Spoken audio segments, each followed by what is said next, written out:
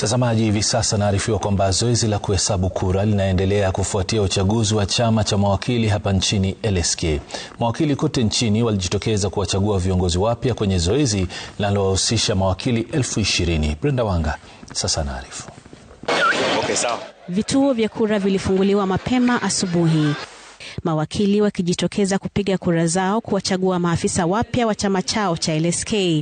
Kwenye mahakama ya Milimani hapa Nairobi, idadi ya wapiga kura iliongezeka kadri saa zilivyopita, shughuli hii ikiendelea bila shida yoyote, huku wanasheria wakitekeleza haki yao ya kumchagua rais wa 52 wa chama hicho. We can elect a strong bar, a bar that will protect interest of Kenyans, a bar that will protect justice. We want strong leaders. Lakini sisi tumetwikwa jukumu la kulinda sheria za taifa la Kenya, kulinda wa Kenya, kulinda wale ambao sio wa Kenya walio katika hili taifa, kuangalia bunge inatengeneza sheria za kulinda taifa. Matukio hayo yalionekana jijini Kisumu.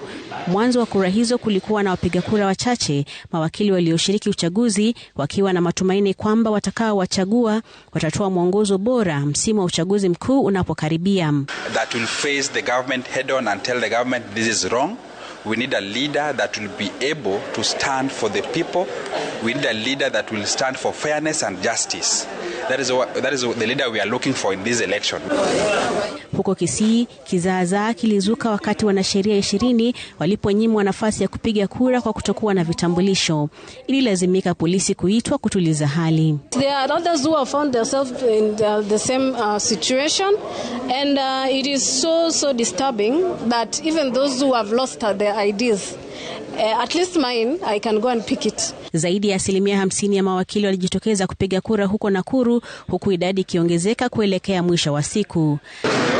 Hali hiyo iliigwa katika vituo vingine vikiwemo Nyeri, Narok, Mombasa na Machakos.